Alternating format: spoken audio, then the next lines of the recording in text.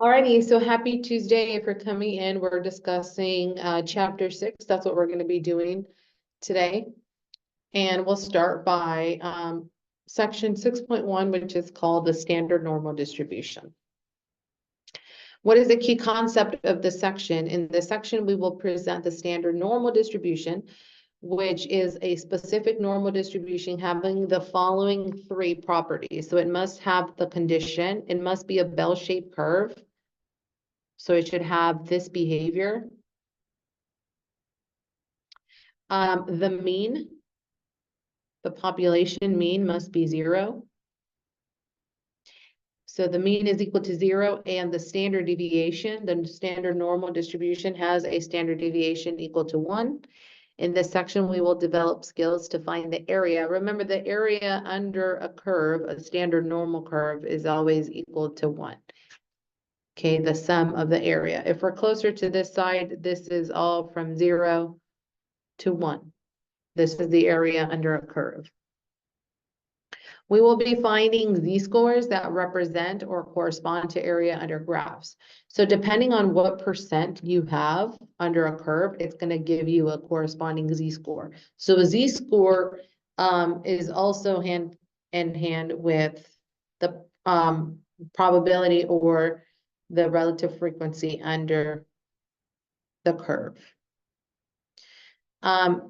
This is just the formula. So if I would plug this on the calculator and I will so if mu is equal to 0 and sigma is equal to 1, we will have y equal e to the negative 1/2 x squared over the square root of 2 pi. If I want to graph this, it's actually this form, which is your standard normal. So don't worry about the particular equation. You don't have to memorize this. You don't have to do anything with this. It's just a representation of a normal distribution. It's a symmetric bell-shaped curve. So this function is your bell curve function. And of course, for mu equals 0 for standard deviation being 1. Okay. So this is your curved, your bell-shaped curve. It's symmetric. So for example, I can have a z-score. So if my mean is 1, sorry, my mu is 0, I'm going to have z-scores. I'm going to have positive z-scores on this side.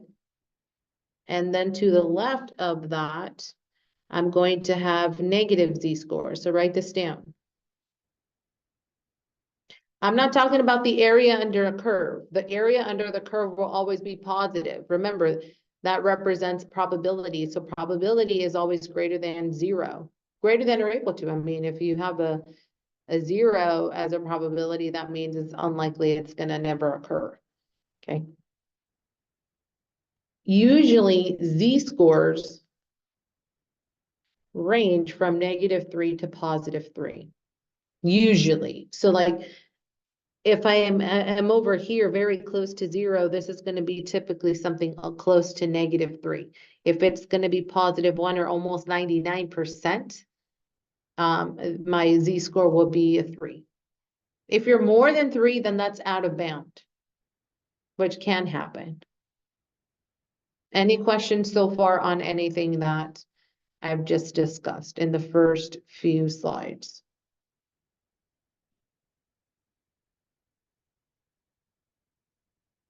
Okay. A uniform distribution, what is the property? So that's what we're doing right now. A probability or a uniform distribution has the following properties. The area under the graph of a continuous probability is equal to 1. The sum of the probabilities will give you 1. The area under the curve will be 1. There is a correspondence between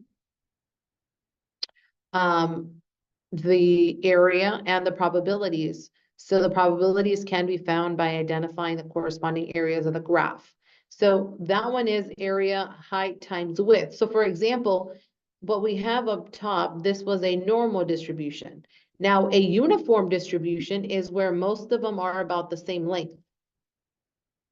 They're all about the same length. So to find the area under a curve, all you have to do is base times height.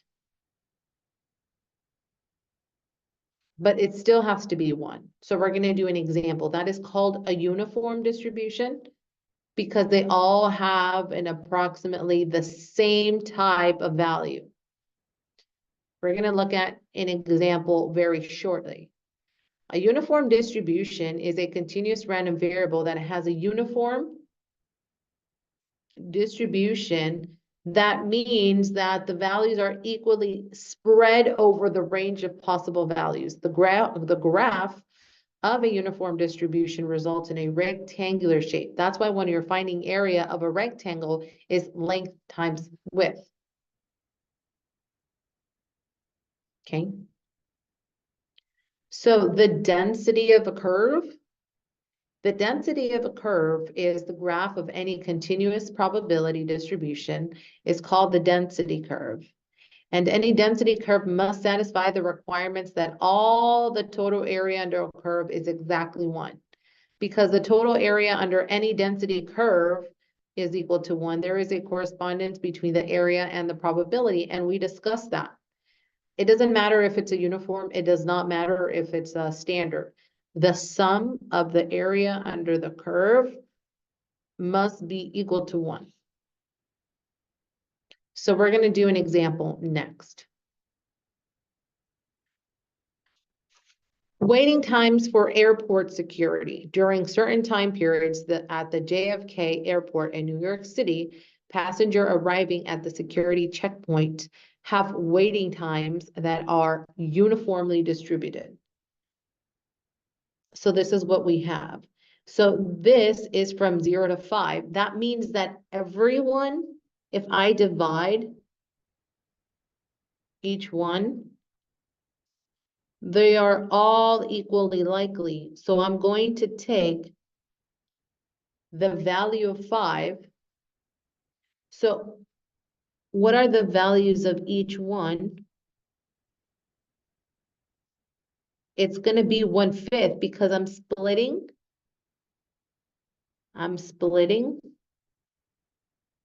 5 in 1. So 1, 2, 3, 4, 5. 5 out of 5 is the total.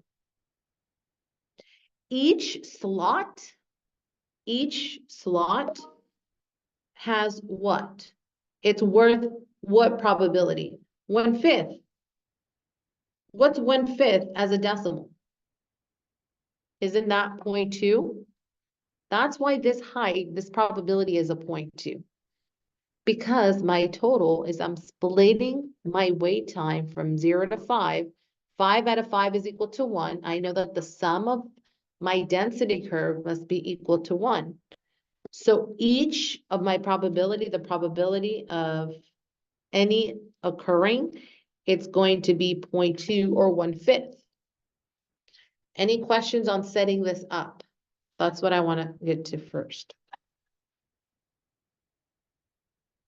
Is everybody understanding how I'm getting this 1/5? Yes? Okay. So for example, the area under the curve is equal to 1. Thank you, Dustin. Is equal to 1. And the waiting times will be 1/5, okay? And the sum will be 1. Now, we know that it's going to be 1 over the range or 1 over 5. Now, the question that they're asking us is, given the uniform distribution that a randomly selected passenger has a waiting time of at least 2 minutes. If it's asking for at least 2 minutes, it means 2 or more.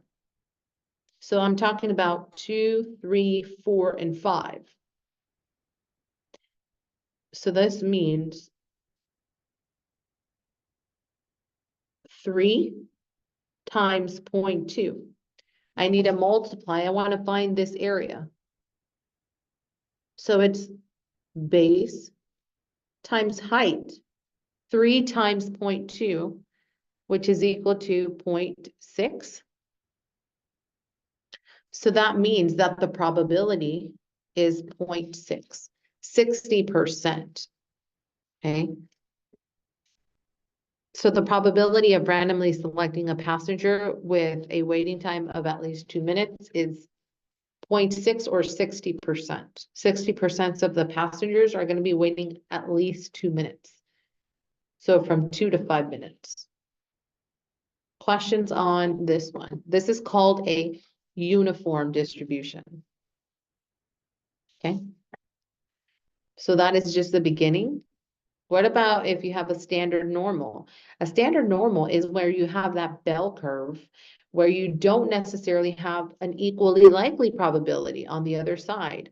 A standard normal is a normal distribution with the mean. It has to satisfy that condition. The mean is equal to 0. The standard deviation is equal to 1. And that the total area under the density curve is equal to 1. So what we want to do is we actually want to find the probabilities for different regions using technology or table A-2. So I'm going to show you table A-2, or you can also use technology. So on this one, I want to show you that a table A-2. So it's called the Z-score table. So let me project that to our screen. So we have Z-score tables. Remember, we have negative Z-scores and we have positive Z-scores. Look at the area under the curve, and this one has ads. So if my Z-score, let's say it's 0.15, so it's going to be 0.1, and then I'm going to move all the way to 0.5. My area under a curve is going to be roughly 0.559 or 55%. So we're going to be first calculating what the Z-score is and then find the area under a curve and vice versa. So we're going to be going back and forth between the table and the Z-scores.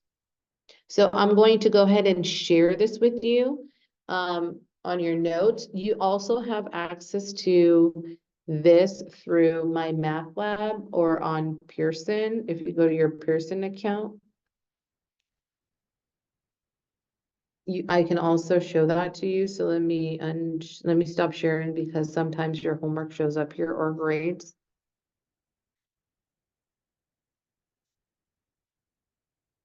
So I'm going to go, if you are on your course and you click on it, you can do two things. You can go into e-context. I'm trying to find the resources. Where are they? Let's select on any chapter. Okay. Let's see, appendix. I'm trying to find the tables.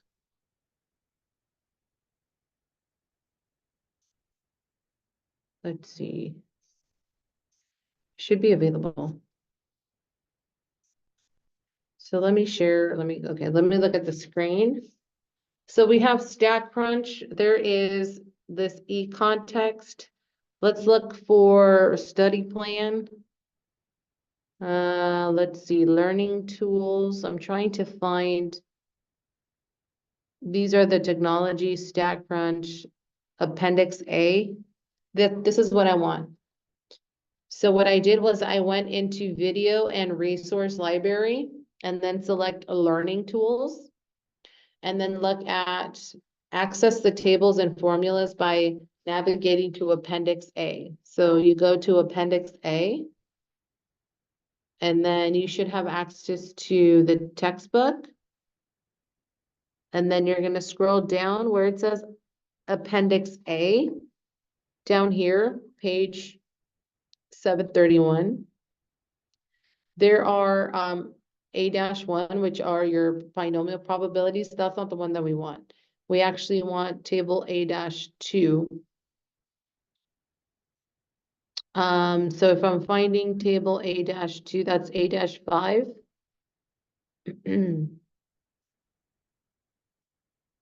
I'm trying to find our table.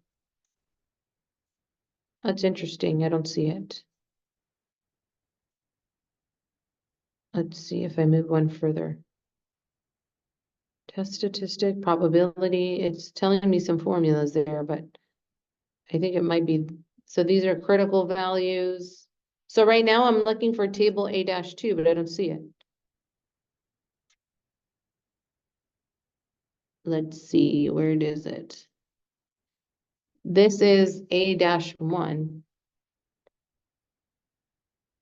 So I clicked on downloading the formulas. So this is just a formula table. So that's table A-6. Oh, there it is, A-2. So I'm gonna be sending this to you. So then we can have it. Let me go ahead and download it. So this is the table that we're going to be using. This is directly from the textbook. So again, I went into this appendix, learning tools. And then I went to appendix A on your textbook, and then I selected appendix A, and then I said download a printable version of tables and formulas, and that's how I got it. Okay. If you do, thank you, Dustin. I didn't know that. If you do Control F and search A-2, from here, A-2. Let me try that. It's not letting me, okay, over here. Okay, so you can also search for it that way. From the appendix, yeah, thank you. So either or, you can just download it. I can send that to you again, as I mentioned. Let me go ahead, but I just wanted you to know where it was located. You can also use technology for that. So let me go ahead and go back to our notes.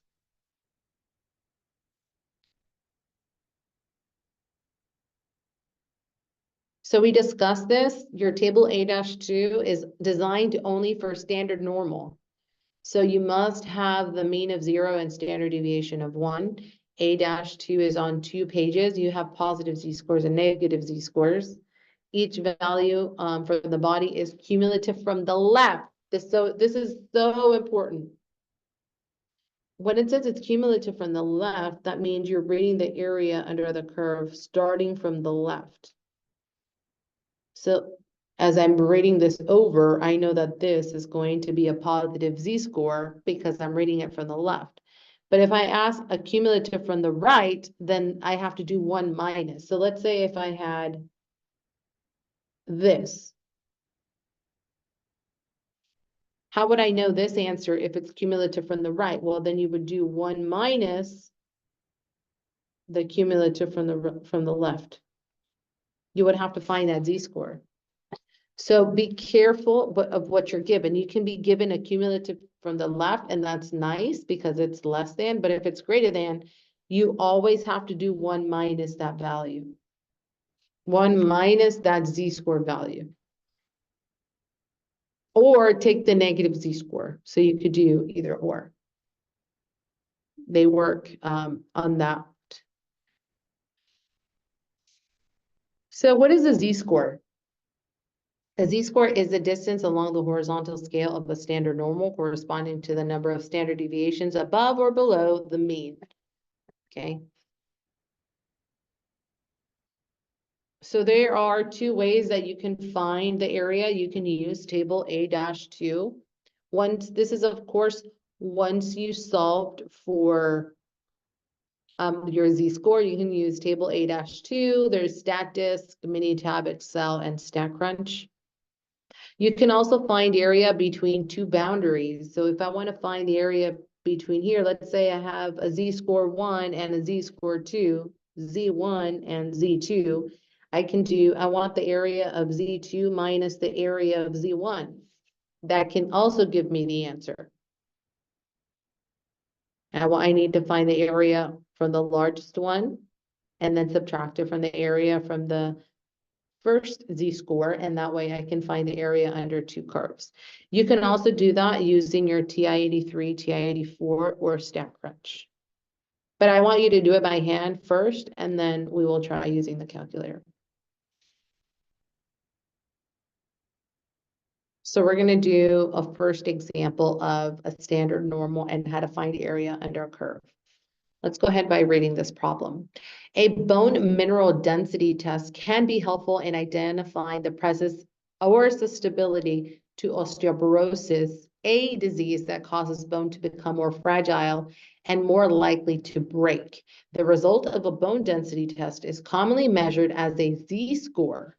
The population of Z-scores is normally, okay, this is key, is normally distributed with a mean of 0 and standard deviation of 1. Okay, so these test results meet the requirement of a standard normal. So when we're reading a problem, we need to make sure that they satisfy the given conditions. And this one does, because it's normally distributed, the mean is equal to 0 and a standard deviation of 1. Oh, we're in perfect hands. This is exactly the definition of a standard normal. So we're going to do an example. The graph of the bone density test scores is given in the figure. A randomly selected adult undergoes a bone density test. Find the probability that this person has a bone density of a test score less than 1.27. This is important, the less than part. So what I'm going to do is, I know that the Z-score is 1.27, and I want to shade the values less than that. If I'm shading to the less, it's this side. So that means it's cumulative from the left. So what can I do? The next part, it's telling you the answer right there, but I don't care. I want to go ahead and show it. It's saying that the Z-score is 1.27. That means I'm going to go to my table A-2. So go ahead and take out your tables, or table A-2. And then I did save that. So I'm going to go to our table A-2. And I'm going to graph that. I'm going to project that. So 1 second.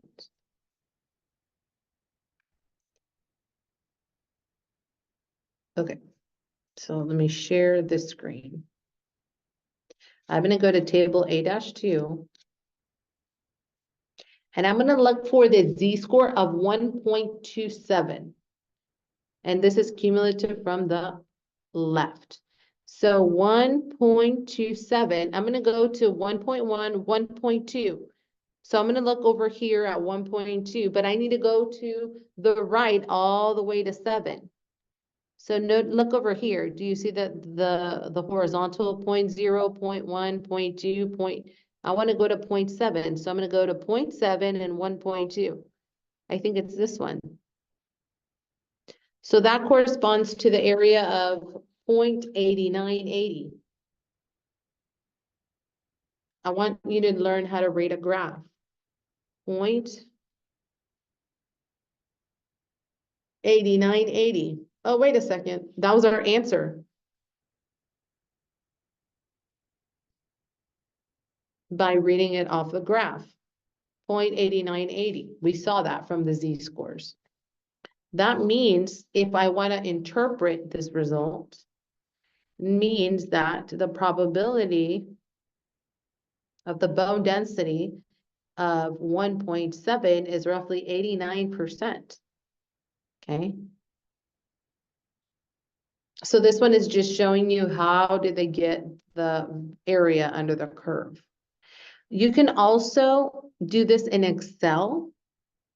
You can just select a normal distribution. Okay, norm dist. It can be finding the left cumulative area. So you put normal dist, norm.dist 1.27 comma the 0. That means the mean. And this is sigma, and this is the area under the curve. Okay. But again, you want to use your table if you can. It's also showing you how to do this on Excel and table A-2. Okay, so the solution is 89.80%. The probability that a randomly selected person has a bone density of a test result below 1.27 corresponds to 89.80% of the people. Okay, so roughly 89% have a bone density below 1.27. So they did 3 different slides to get the same answer using different techniques. So you can use table A-2, you can use Excel, you can use your calculator. I mean, there's different ways you could do this. Now, this one is saying you're going to be using the same bone density to find the probability that a randomly selected person has a result above a -1. So now, instead, I'm going to do this curve. Remember, my mean is equal to 0. Where is -1 as my z-score? It's right here. Z is equal to -1. But this one now, it's saying above -1. So that means I'm going to shade to the right. So is my table A-2 is going to cut it? Well, not necessarily, because I said it's a cumulative to this. It has to be a cumulative to the right.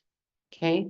This is a cumulative to your right. So how do I solve it? I can do 2 things. I could do 1 minus the area of the z-score that I'm given, the one that I see, or I can take, instead of using the z-score of -1, I can use the z-score of +1. Okay, so what I'm going to do is actually going to use this formula. 1 minus the area of the given z-score. So my z-score is of -1. Okay, so if I go to my z-score table again,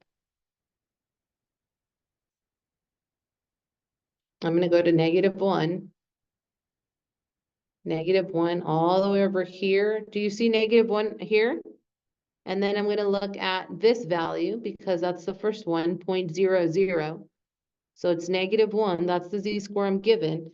That value is 0.1587. Is that my answer? No, that is cumulative from the left. I want cumulative from the right. So what do I have to do? I have to subtract 1 from that. So I found that the probability, or the area, of my z at -1 was 0.15, but that's not my answer. I have to do 1 minus 0.1587, and that's going to be the true solution.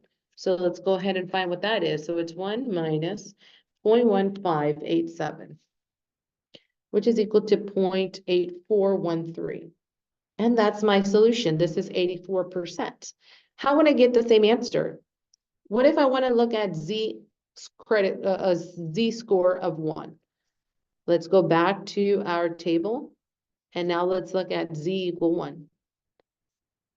Z-score being equal to 1, what's the answer? 0.8213. 0.8413. Oh, that's the same answer I have. Exactly. And why does that happen? Because I have symmetry in this curve. Any questions? So see how I got the same answer when I look at my z-score of 1? So you can just convert, instead of -1, +1, because I want the area from the right. So that means you can just switch your z-score from a positive to a negative. Any questions on how I did example number 2? Using my table, coloring, graphing, shading, that's what it's going to take. So there it is. So you can do 1 minus area of a curve. That's what I said when you're using z-score. Or you can just use z equal 1. Okay, so they're showing you how to get that through. So the interpretation is randomly selecting a person with a bone density of above -1 is around 84.13. Okay. Now, let's try this one. What if I want to find the area between 2 different ones, -1 and -2.5? I want to find the area in between. So to find the area in between, I want to find the area under my z-score, my first z-score, or sorry, Z2, I'm gonna call this Z2, this Z1, my Z-scores. I need to find the area under and this is cumulative from the left, so this is good. So the area under the curve for the Z2 for -1 minus the area under the Z score number 1. So I'm going to first go to my table and say, okay, what is, and I think I already did that. I know that the area when the Z-score is -1, didn't we already did that. It was like 0.15 something. Because I'm looking at the Z-score of -1. We said it was 0.1587 minus the area of Z1. So I have to go to my Z-score table again and look at the area when it's -2.5. So let's go to, again, my table. Oh, and I think I got rid of it. So now I'm in my table of values. I'm going to go to -2.5. Look at this value, -2.5. It's going to be minus 0.0062. So I'm subtracting two different values. I'm subtracting -1, the area, a cumulative area from the left of -1, cumulative area from the left of -2.5.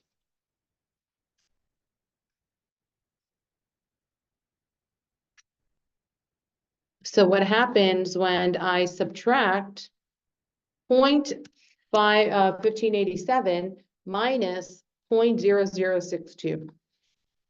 That's going to be 1525. So this means about roughly 15.25% will be in between having those Z-scores.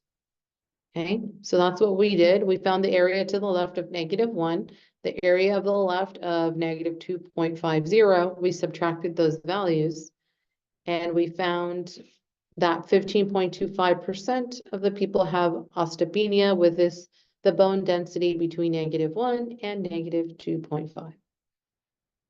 Any questions on this one? So we did 3 examples: cumulative from the left, cumulative from the right, and what happens in the area between two different Z-scores. Any questions? Okay. And you need to know how to do this. If you're having issues with reading the Z-score tables, please let me know now. That way we can walk through that. But if you're good, that's all I need, but I need you to be truthful with me. Okay. So what is a generalized rule? So I am looking at the chat. I feel that, are we good, everyone? Natalia, Dylan, Dustin, Kiana, Brianna, Luis. How do you guys feel so far? So far, so good? Okay, thank you, Natalia. So to generalize the rule, the area corresponding to the region between two Z-scores can be found by actually the difference. You can also do this in Excel. But I'm not the best in Excel. I just rather read the table because it's faster for me because the numbers are already there. Okay. This is the notation you should feel comfortable with. This means the area in between two scores, A score and B scores. If they're asking for the probability greater than a value, that looks like this, the probability P of Z less than, P of Z greater than. This is the notation. So so what if we want to find, now if we're backwards, now if you know the area under a curve and you're trying to find the Z-score, can you go backwards? And the answer is yes. Again, looking at your table or using Excel and using norm.inv, which is like inverse norm, like you're finding the other way around. So you start by drawing a bell-shaped curve and identifying the region under the curve that corresponds to the given probability. And if the region is not a cumulative region from the left, we work with a known region from the left, okay? And then we're going to be using table A-2.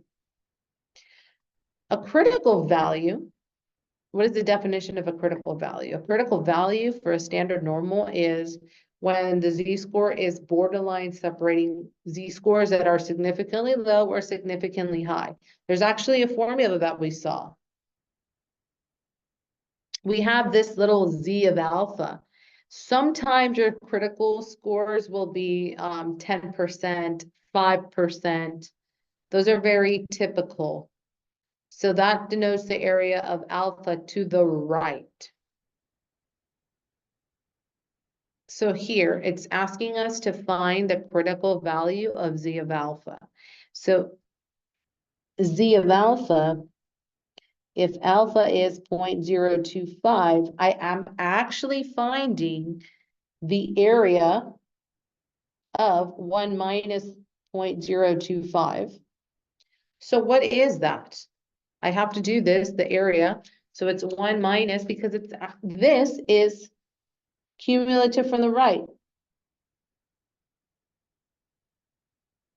So this is actually this. So this piece is this 0.025, that's z of alpha. So I want to know the area or the z-score that corresponds to that.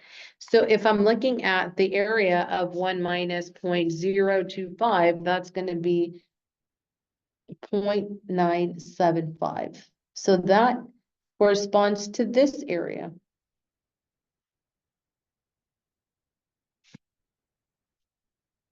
Okay, so the probability of that is 0.975. And how do I know? Well, the cumulative area is 0.975. And if I want to find the z-score, I need to go to my table because I know what the probability is. The probability is 0.975. So let's go find the z-score for that. So now, instead of looking at the z-scores, I'm looking at the inside of the z-scores. The inside, the values on the inside is the probability. So I'm looking for 0.975. So let's go for here. 0.90, no. 0.95, no. I'm looking for 0.975. Do you guys see that? Isn't it this one? 0.975. This course, oops, up here. It's not letting me, interesting. It's right here. Do you guys see my cursor? 0.975. That corresponds to 1.96. So the z-score is 1.96. That's how they got that solution.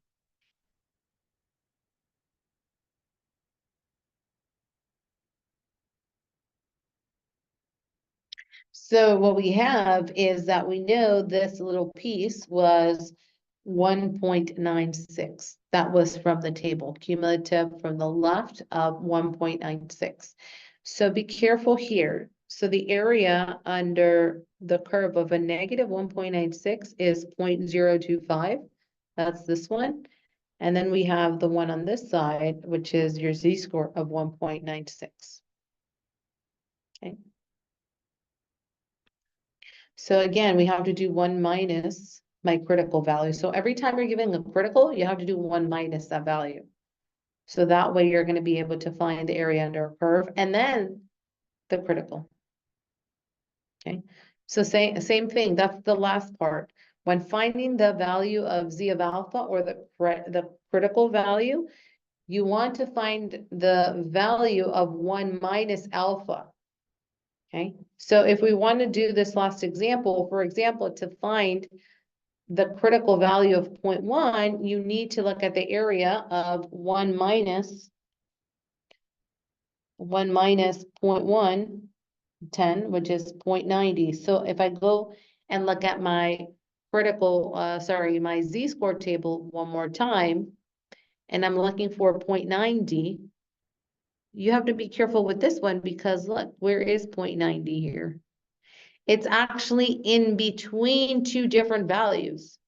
It's gonna be 1.27, roughly. This is an approximation. So that would be my z-score, 1.27. So if my z-score is roughly 1.27, then the area from the left is going to be 90 by using our table. That is section 6.1. Any questions on section 6.1? So that was really quickly for 43 slides. Any questions before we jump to 6.2? Okay. So what if we have applications of normal distributions that we're just going to do examples? So in this section, we present methods of working with normal distributions that are not standard. So one thing was the standard normal. Remember what the definition of a standard normal is. The standard normal is when my mean is 0, my standard deviation is 1. A normal distribution might not have my mean to be 0 and my standard deviation to be 1. But guess what? There is a conversion formula that allows us to standardize any normal distribution, so then we can use the same method as before. So it's always, we want to go back to a standard normal because that's the perfect scenario. So what is the conversion? And this is the conversion. X minus mu over sigma, and we're going to round to 2 decimal places, my z-score, because then that way I'm able to see my table and look at the probability or the area under our curve. So here, X is your sample mean, write this down, and mu is your population standard.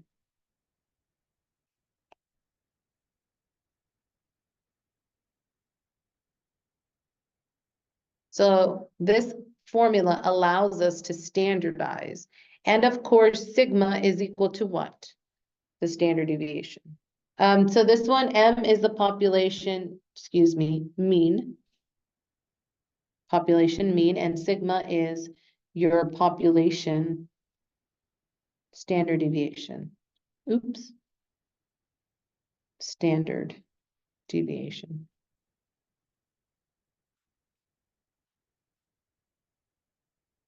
So far, so good, everyone? Okay. So for example, this is a non-standard, meaning my mean is not equal to 0, my standard deviation is not 1. But using this formula, I have now standardized, and now my mean is 0, my standard deviation is 1. And I'm able to use all of the properties in the z-scores from table A-2. This allows me to use table A-2 to look at the area under a curve, a density curve. Okay. So let's continue. How do we begin doing a problem like this? What is the procedure for finding the areas?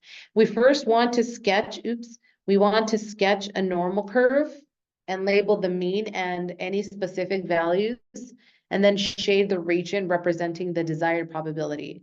We are not going to be using Excel, so let me cross that out. We are going to be using table A-2 to find the value of the shaded region using the formula. So the next step is to apply the formula, the conversion formula. And then we're going to look at table A-2. Let's look at this question. What proportion of men are taller than 72 inches? The height requirement for shower heads. So heights of men have a men are normally, so the heights of men are normally distributed with a mean of 68.6. So X is the mean, the sample mean. And that's equal to 68.6. And standard deviation, so sigma, is 2.8 inches. Find the percentage of men who are taller than 72 inches. So what I want to do is first sketch my standard normal. I have a value of 68. And then I have a value of 72. So this is my mu. This is my X. 68.6. But I'm looking for the men that are taller than 72. So am I shading to the left or to the right? Who can help me out?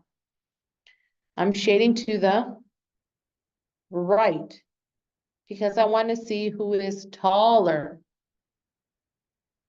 So that means that I'm looking for a probability of my mu being greater than 72.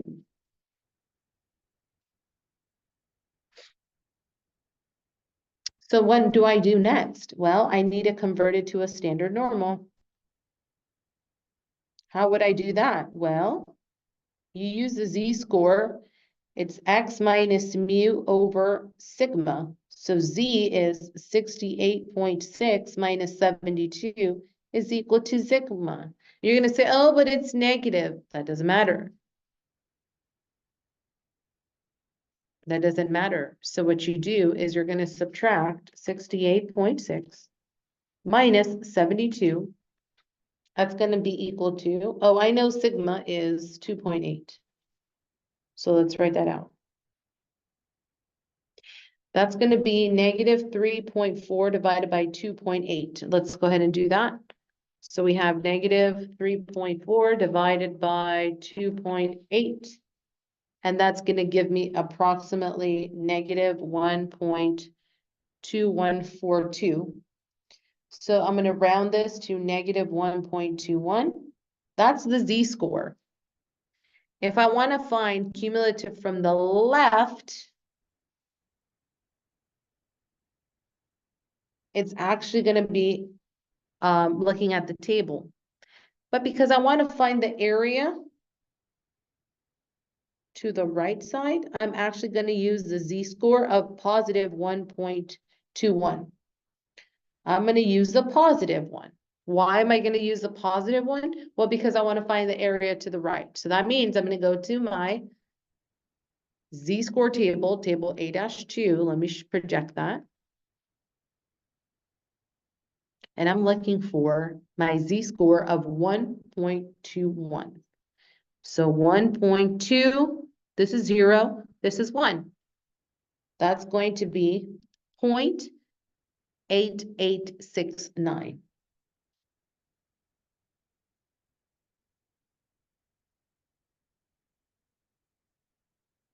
Okay. And it's going, so let me show you what I have.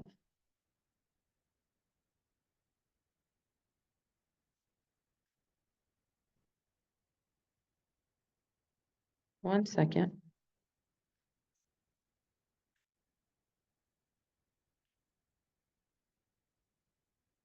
So there we have it. In this case, they selected the mu to be 68. It's pretty much the same. We still found 1.21. We found the percent. You'll say that the area cumulative from the right, it's going to be 1 minus the value that we found, which was 0.8869. So 1 minus 0.8869, because I only want that piece. Not the cumulative from the left, but the cumulative from the right.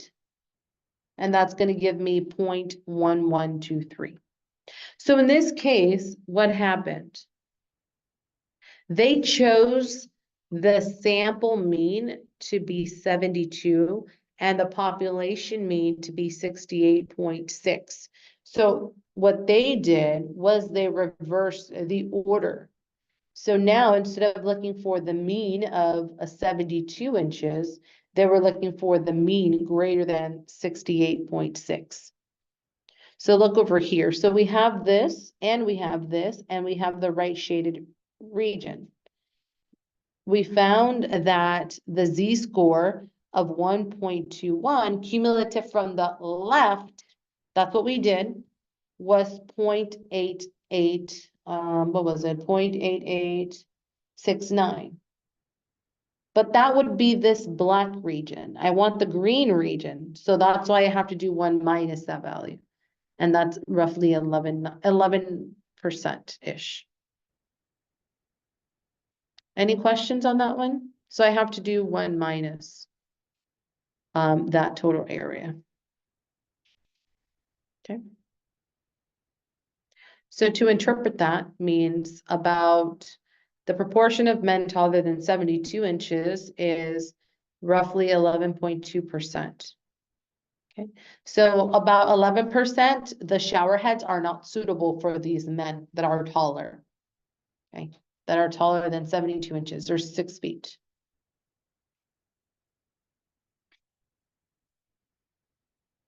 Okay. Finding values from known areas, again, how would we know the values looking at the known areas? Looking at our A-2 table, okay? Here are some helpful hints for those cases or the probabilities or percentage is known. We must find relevant values. We are going to be graphing. The visual representation will always help us understand and successfully work with normal distributions. So that should always be used. A thing that we have to be very careful on, and I want to emphasize, is z-scores and area are not the same thing. The z-scores help you find the area, and areas correspond to particular z-scores. Z-scores are distance along the horizontal scales, and the areas are the regions under the normal curve, okay? So table A-2 lists z-scores in left columns and across the top row, but the areas are found in the body of the table, like on the inside of the table. So you always want to choose the correct, either is it to the right or to the left, separating the top 10% and the bottom 10%. So here we have the top 10%, this little piece. This is the top 10%. This is the bottom 10%. So these are closer to 0, where over here the values are increasing, are closer to 1. Okay. Finding values from known areas, a z-score must be negative whenever it's located.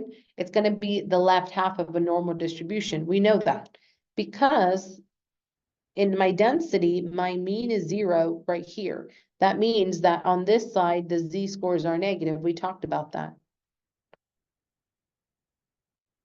That doesn't mean that your areas are negative. Absolutely not. And then over here, your z-scores are positive. The area under the curve, all of this, the sum of the insides is going to be equal to 1. So it's going to range between 0 and 1. If you're closer to a negative z-score, you're closer to 0 in area or probability. So to do that, we're going to be finding values from known areas or probabilities. We're going to sketch a normal curve, enter the given probability or percent. We're going to use technology. In this case, we're going to be using, again, table A-2 to find the appropriate z-score. So if you know z and you must convert to the equivalent x value, we're going to use a conversion. So if I actually want to find the sample mean, I'm going to use this formula, which is the x value is equal to the population mean plus the z-score times the standard deviation. This is another form of the conversion formula. Okay. So we're going to do an example. So when designing equipment, one common criterion is to use a design that accommodates to at least 95% of the population. That is, or what is the height? So we need to find the height of a door that will always allow 95% of the adults to walk through the doorway without bending or hitting their heads. Based on data set 1 body in the appendix, we assume that the heights of adults are normally distributed. This is the mean, 66.2, and the standard deviation of 3.8. How does this result compare to the door height of 80 inches required by the International Residential Code? So the first thing we need to do is actually find the value if it's saying at least 95%. So if it's saying at least, means 95% or more. Questions? So 95% or more, we know that the standard deviation is 3.8 and the mean is 66.2. So we know, again, we have, this is what we have so far. We know the value, we know the mean, but we don't know the actual sample mean. So we know the population mean mu to be 66.2. Now we want to find this piece. The first thing that I need to know is find the z-score cumulative from the left. That will give us 95% as the probability. So what I need to do is go to our z-score table and look for 0.95. Where is 0.95? So it's gonna see, do you see here in the middle? 0.95, there's my z-score, 1.645. And it's already kind of there. The area of 0.95, it's a z-score of 1.645. So let's write that down. So the z-score is 1.645. So what do I do with that information? Well, now you need to find the value of x. And you have a formula that allows you to find it. So let's go back to the formula. So the formula is x is equal to mu plus the multiplication of z-score times your standard deviation. But you know mu and you know z and the standard deviation. So what I need to do is substitute. So x is going to be mu, the mean is 66.2, plus the z-score was 1.645 times the standard deviation of 3.8. And then I'm going to be able to find that x value. So let's go ahead and multiply this out. 1.645, let me do that, 1.645, or better yet, we do have Calc 84. Hopefully it's installed, so we've worked on that already. Let me share my screen. So I want to do second quit. I want to get rid of this. And I'm going to substitute 66.2 plus parentheses 1.645 times 3.8. And that's going to be 72.45. So if I want to round that, that's going to be equal to 72.451 using table A-2. So there it is. So when we plug it in, we're going to get 72.451. That means that the solution is when your height, when you are 72.5 inches, it's reasonable because that's greater than 66.2. So what does that mean? A door height of 72.5 will allow 95 adults approximately to walk through without bending or hitting their heads. Okay, this is well below 80, so we're good. Okay, so 80% is a good approximation for what we have based on the 95% that we used. Okay. Any questions on this one? Okay, just using the formulas, being able to solve, being able to shade in the area. We're looking for 95% cumulative from the left. And we are trying to find this question at what inches?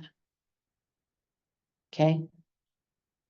So how does this result? Okay. So we want to find the height. We want to find the actual value that will give us 95%. And we found that was 72.451. Okay. So that is the end of section 6.2. We have to go all the way to 6.6, so we'll see how far we get. So far, so good. How do you guys feel about 6.1 and 6.2? Standard, normal, and then normal. So far, so good. Just interpreting, going back to the table, going back and forth, subtracting a 1, all of that good stuff. Converting. Okay, some are good with the section. Thank you, Dustin. Let's look at sampling distributions and estimators.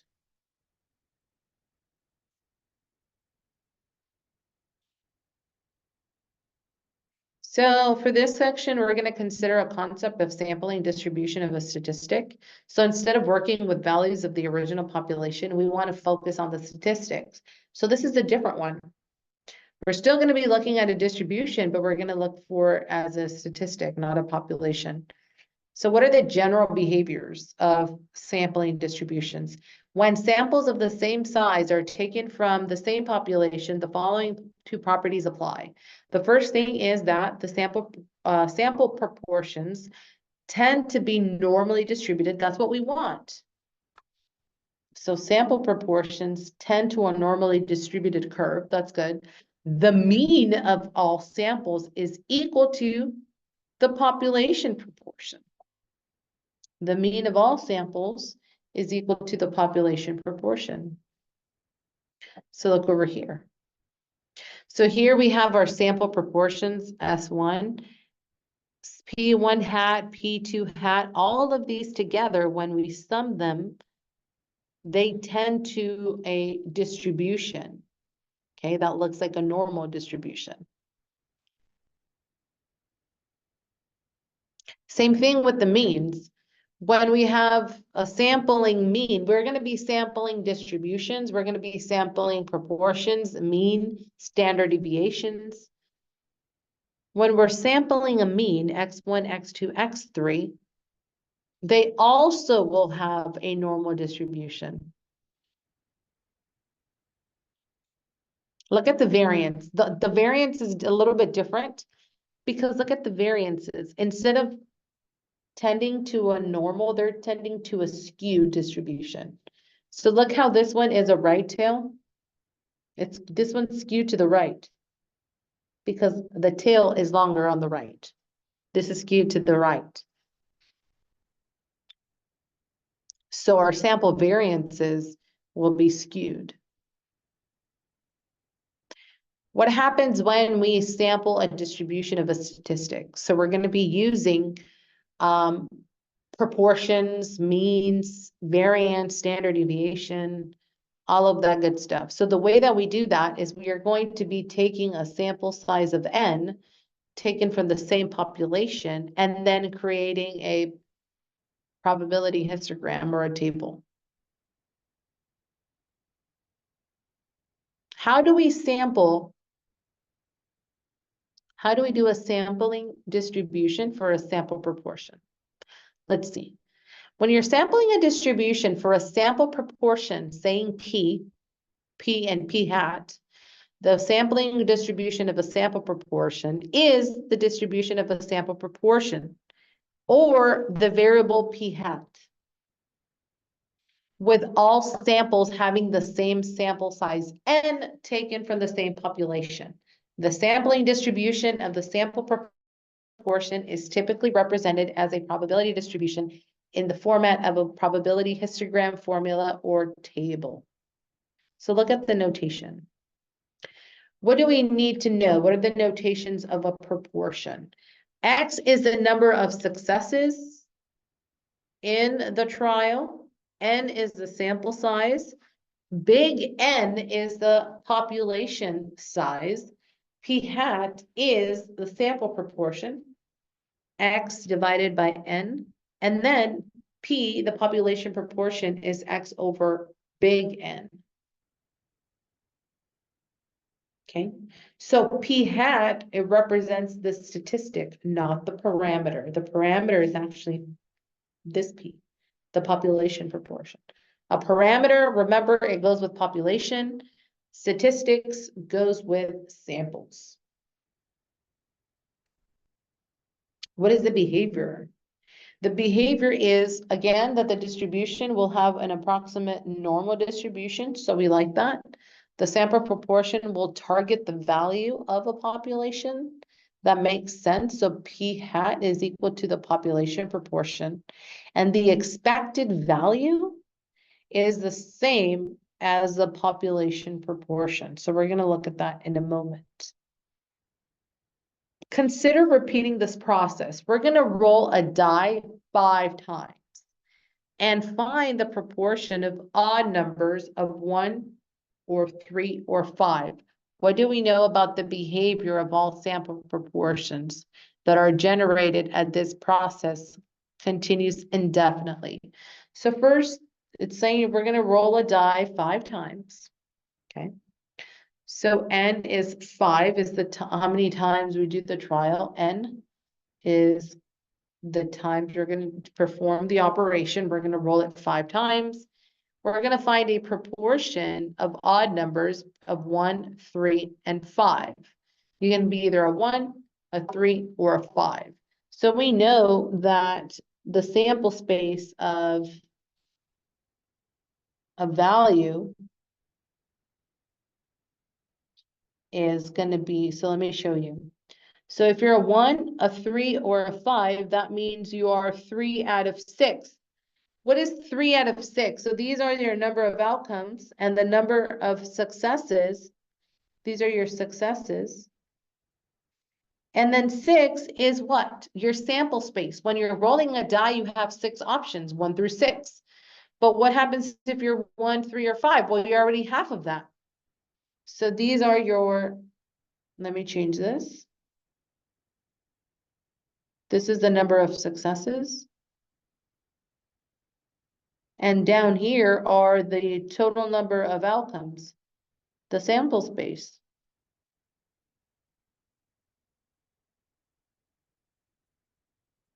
So what's 3 out of 6? That's 1/2. So P hat is 0.5. It's half of the time. Okay. So your probability of landing a 1, a 3, or a 5, it could be up to 0.5. Now, what they do here is that they're separating it by trials. Well, what do you mean by trials? Well, notice that it's saying N is going to be rolled 5 times. So they're separating 5 into 5 different categories. So on the first one, if it's 1/5, 1/5 plus 1/5 plus 1/5 plus 1/5, you're separating it. So 1/5 is 0.2. That's why they're getting the sample proportions of 0.2, 0.4, 0.8, so on and so forth.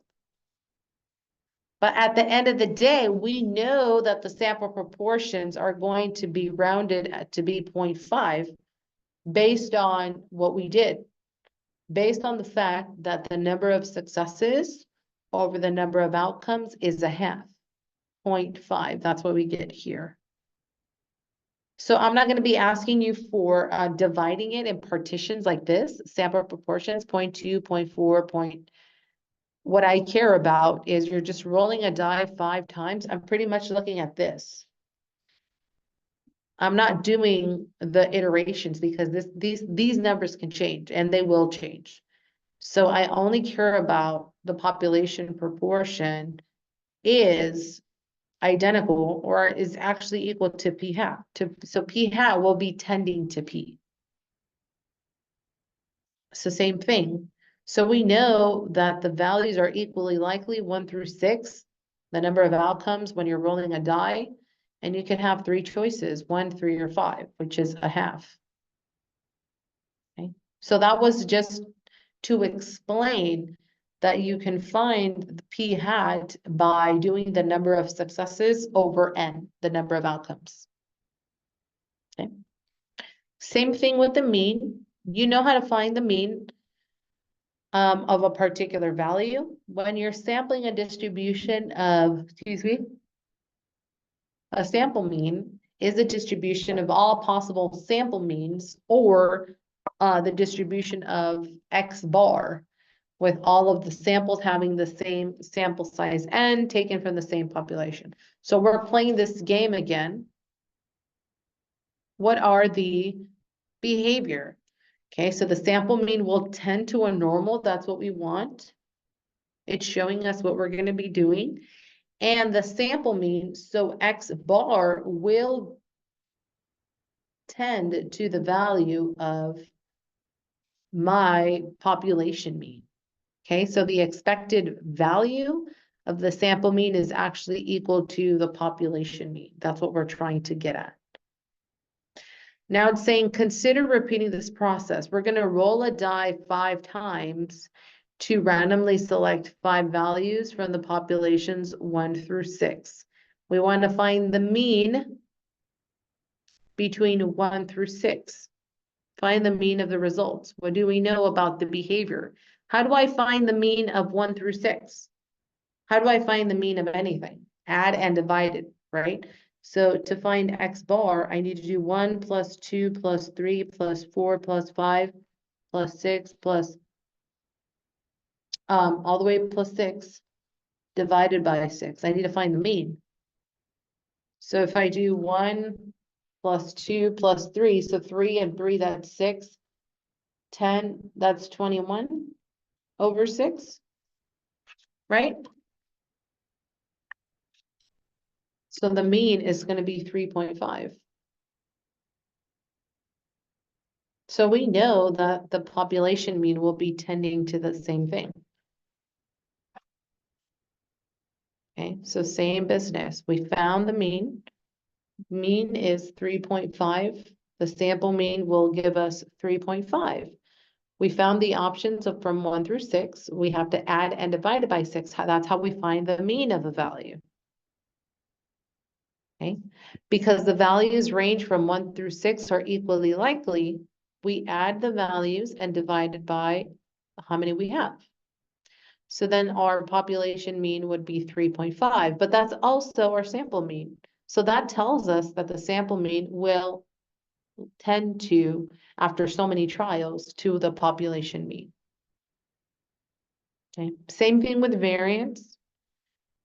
Okay, when you're sampling variance, so we're just going over some definitions and how to find from a sample to the actual population and how they work. The sampling distribution of a sample variance. Now we're going to look at finding the variance of a particular example.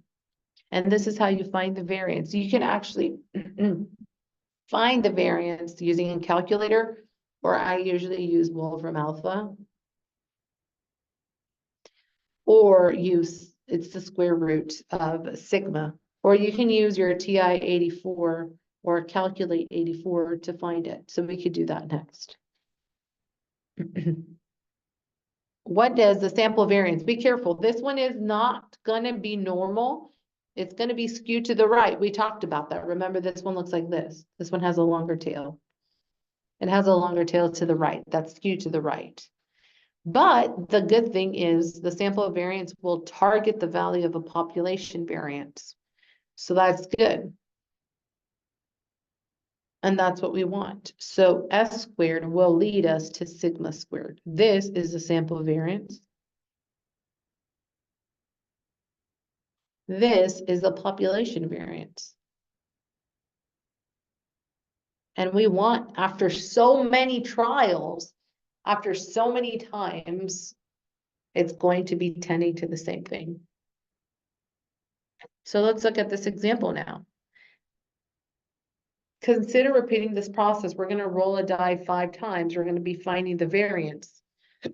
Excuse me. How do we find the result? So we're going to have from 1, 2, 3, 4, 5, and 6. So what I'm going to do is I'm going to share my screen. I'm going to do Calc 84, and I'm going to go to list. So let's go to, list. I'm going to say edit. I'm going to get rid of L1. So let me delete all L1s, and I'm going to do 1, 2, 3, 1, 2, 3, 4, 5, 6. I'm going to do var. I'm going to do second vars. I'm going to do, let's see, where is that? Let me, stat. Oh, yes. So let's do that. Let's do stat, calc, and then 1 vars test. And then I want that for L1.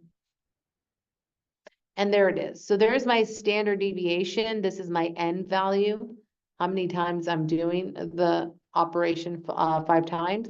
This is 1.41, but I want to square that because that's the standard deviation. I want the variance.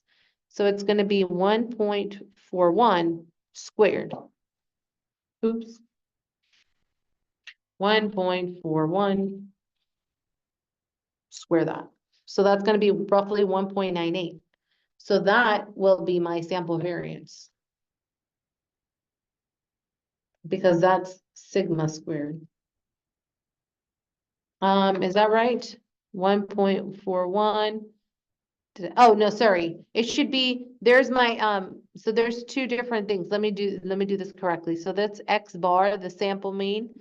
Do you see this 1.58? That's what I'm looking for, because the sigma of X is a population standard. I want the sample standard. So it should be 1.58. Let's fix that. So it's 1.58 squared. 1.58. Oops. Second quit. Oops, second quit.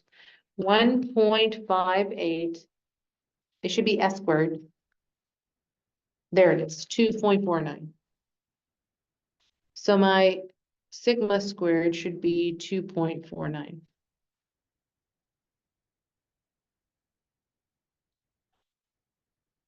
$1.58. So for us, if I go to our notes, they did that. We did 1 through 6, and we found S squared to be 2.9. So it's probably going to be the rounding thing. So if we go back to our solution, when we do second calc, we did vars, and then we did enter. We had 1.5811. So we have to copy all that and then square that. So it's just because of the rounding. So I wouldn't worry too much about that. Okay. Any questions on the last one, on the variance? So basically, we had to do 1.5811 square, all of that number and square it to get 2.9. This is an approximation. Okay. Because we only did up to like 2 decimal places. But because, look at this, 1.5811388301 squared should be 2.9.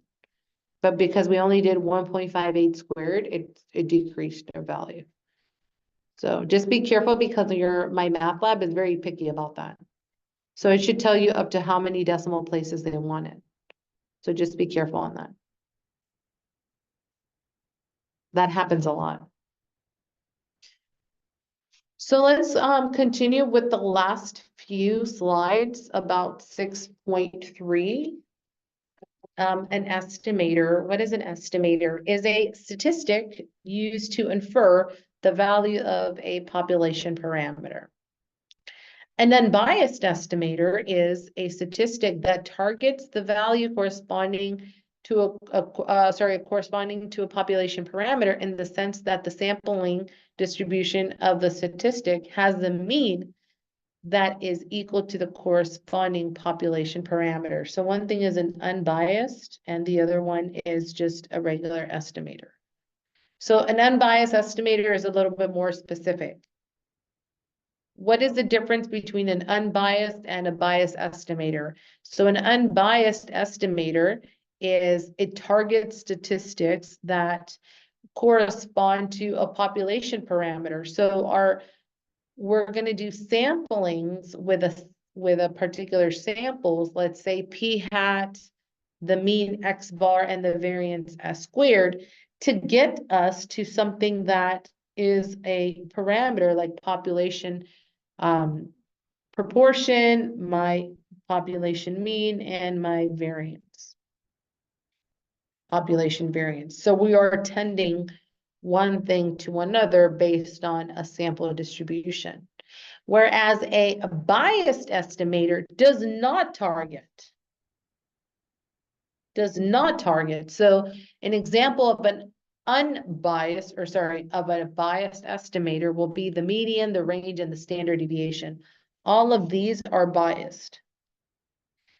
They don't have a lot of accuracy. They will not be tending to a population parameter. It's just a smaller, it's biased, it depends on what you have, all of that good stuff.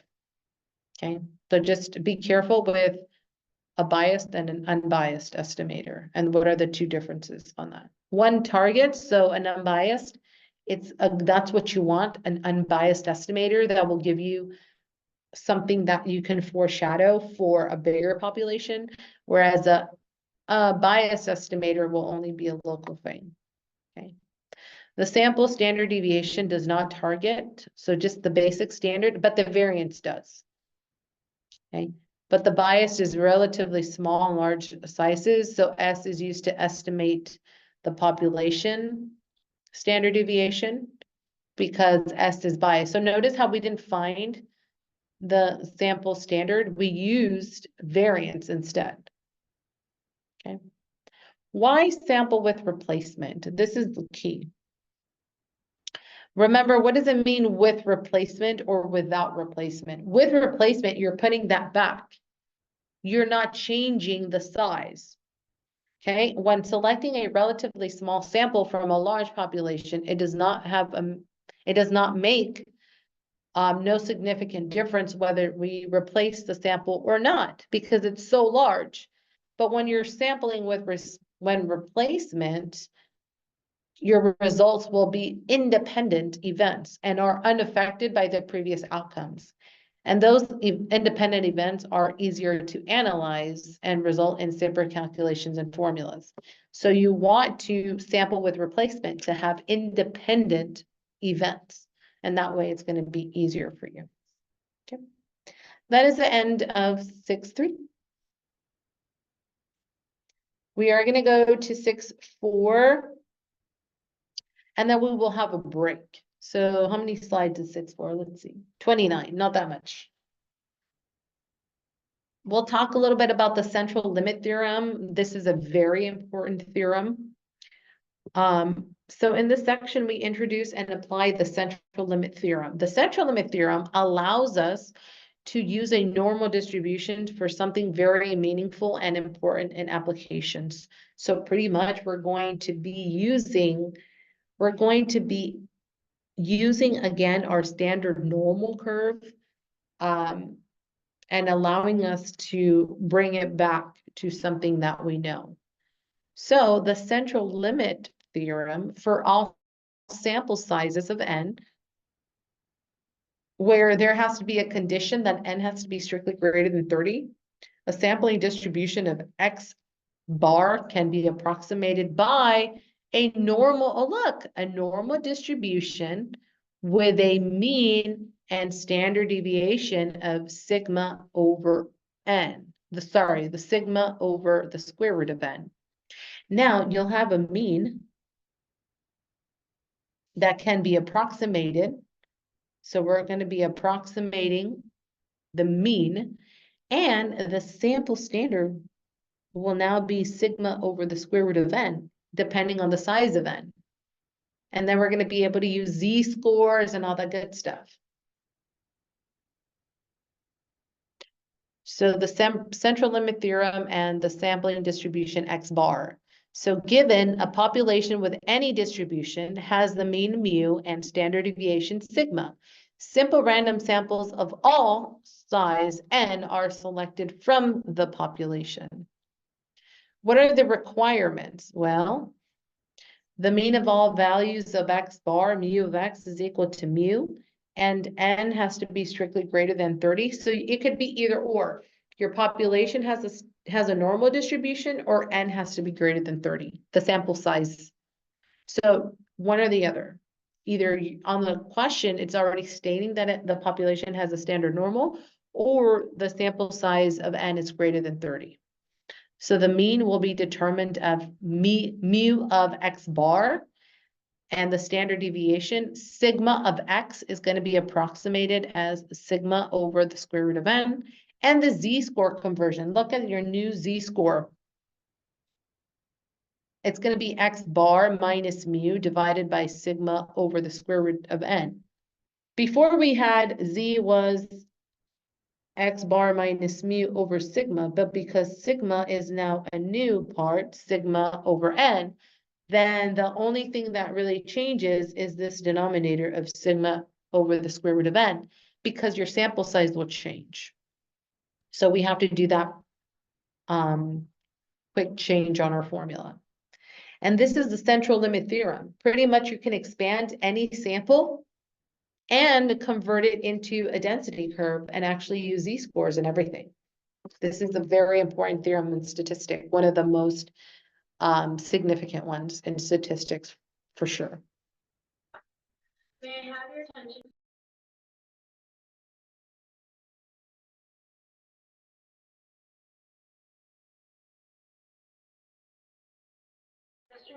Alrighty, so to check the requirements, when working with a mean from a sample, we need to verify that the normal distribution can be used by the original population. It either has, again, a normal distribution or the sample size n is greater than 30. Are we looking at an individual value? This is important. Or a mean from a sample. They're two different things. Determine whether you're using a normal distribution with a single value of X or the mean of X bar. That means from all of the sample of n values. When you're using the individual value, when you're just looking at one piece, you're going to be using the same one, the X minus mu over sigma. This is for the individual value. If you are using the mean from the sample values, then you're going to use this formula to calculate your z-score and then find the area under the curve. So there's going to be two different methods you're going to use depending on the example that the homework gives you. So they can do it for one single one, or they can do it for all, the mean from the sample of the values. We're going to look at an example very soon. If all possible simple random samples of size n are selected from a population with mean mu and standard deviation sigma, the mean of all sample means is denoted by mu of X bar, and the standard deviation of all sample means is denoted by sigma of X bar. We already have this. This is called the standard deviation error of the mean, sigma of X bar. Is denoted as SEM, standard error of mean. So we're going to do that for the first example that we have. So American Airline uses how do you say that, Beijing? 737 jets with 126 seats in the main cabin. In an attempt to create more room, an engineer is considering a reduction of seats width from 16.6 inches to 16. Adult males have hip widths that are normally distributed. There's a key word. Adult males have hips widths that are normally distributed with a mean of 14.3 and standard deviation of 0.9. Based on the data from Applied Ergonomics. Okay. So the number of seats is 126. We are asked to do a reduction of width from 16.6 to 16. And it's already telling us that the mean of the values are 14. So the mean of 14.3. So let's write this out. And we're given a standard deviation of 0.9 inches. So let's see what they're asking us first. It's asking us to find the probability that a randomly selected adult male hip has a width greater than the seat width of 16 inches. So they're already going over one. This is an individual. So what we're going to do for part A is z-score of what? X bar minus mu over sigma. We're not using the probability of all of them, not yet. So it's going to be X bar, which is 16 minus mu, 14.3 divided by sigma, 0.9. So let's find that z-score. So we have 16 minus 14.3, 1.7 divided by 0.9. 1.7 divided by 0.9. 1.88 to 1. If I want to approximate it, 1.89 roughly. Remember, when I'm using a z-score, I'm approximating it to 2 decimal places. So I'm going to go to my z-score and be careful. It's saying, it's asking for the probability greater than. So 16 or more. So I need to look at the z-score, the probability to the right. So I'm going to go back to, oops, not the one, stop sharing. I need to use my table A-2, that's what I'm doing. And I'm looking for 1.89. That's going to be cumulative from the right, from the left. So I have to look at the value of 1.89 and then subtracting that value. Or I can look at negative 1.89. So if I do negative 1.89, negative 1.89, let's look over here, 1.89 down here. Is it that one? 0.02.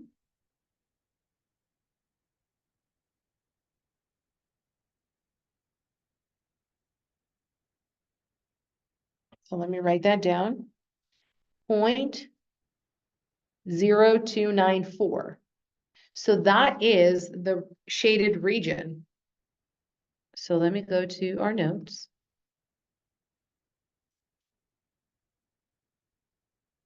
So we found that our z-score was 1.89, but that's cumulative from the left.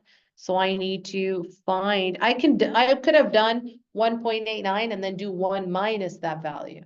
Or I just did the negative z-score and got 0.0294.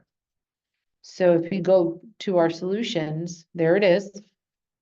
1.89, we look at the cumulative to the left was 0.97, but we have to do 1 minus. And that's gonna give us 0.0294, and that's our answer. Now, if we're looking at number 2, find the probability that the 126 main seats are occupied by males with the hip greater than. Now we are going to use something different, because now we need to use a formula of Z equals X bar minus mu over sigma over the square root of n. So this is now going to be, we want to find the probability, again, something greater than 16. So we have 16 minus 14.3 over 0.9 over the square root of 126. So that will be our z-score. And then we have to look at the -1 because we're still shading to the right side. So we need to find the z-score. So let's go ahead and punch this in our calculator to find the z-score. So I'm going to punch it in. I'm going to quit, second quit, clear. And let me go ahead and project my notes, sorry, my screen. So it's going to be parentheses, parentheses 16 minus 14.3, close it, divided by, open parentheses, 0.9 divided by parentheses, square root, this square root symbol, square root of 126, close it, and then it says a syntax error, oops. So it should be square root. I can also do this, second square root of 126, close it, and there it is. Let's see if that's right. 16, and then over the square root, it says 21. Let's see if we did that right. I don't think we did. Let's see. They got 17, which is still greater than 3, so that's very small. So let's see what we did wrong. So second entry, let's get rid of that. Let's get rid of this. Let's get rid of this first. That's 1.7, and then we have sigma of x was 0.9. So if we do 0.9 divided by the square root of 126. So if it's going to be 1.7 divided by 0.08, I still get 21.25. Interesting. Okay. So I did, what am I doing? So 0.9 divided by the square root. So what's this? Okay, let me try that again. Let me do the square root of 126. That's 11. So what's 0.9 divided by 11.22? It looks like 0.08, so they're approximating it. So 1.7 divided by, and I'm doing it at more times because it still gives me 21.5. So what they're doing is they're approximating it. So because my z-score is more than, it's more than 3, right? So if it's more than 3, remember our z-scores will range from -3 to 3. So because our z-score is above, so our, for us was 25. So it's looking at these small sizes, but we have to do 1 minus 0.9999. This is 0.0001, which is very unlikely. So the result from part A is more relevant than if we're trying to approximate it for 126 people. Okay, the probability will be very small. Pearson tells me I did the problems wrong time. You have to be careful because what I've noticed is that they're approximating it at a very, like, for a big quantities. But it's still, I mean, the same amount.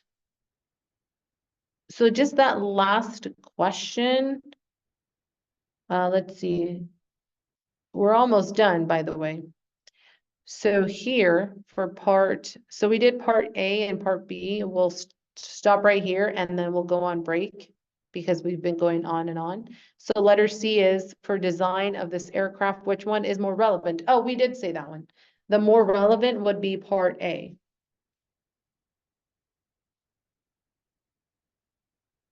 We said that because it's going to be more relevant because of the fact that if it's narrowing to 126, and we want to make it greater than, and if we want to make it at a bigger chance, we saw that that probability was very small.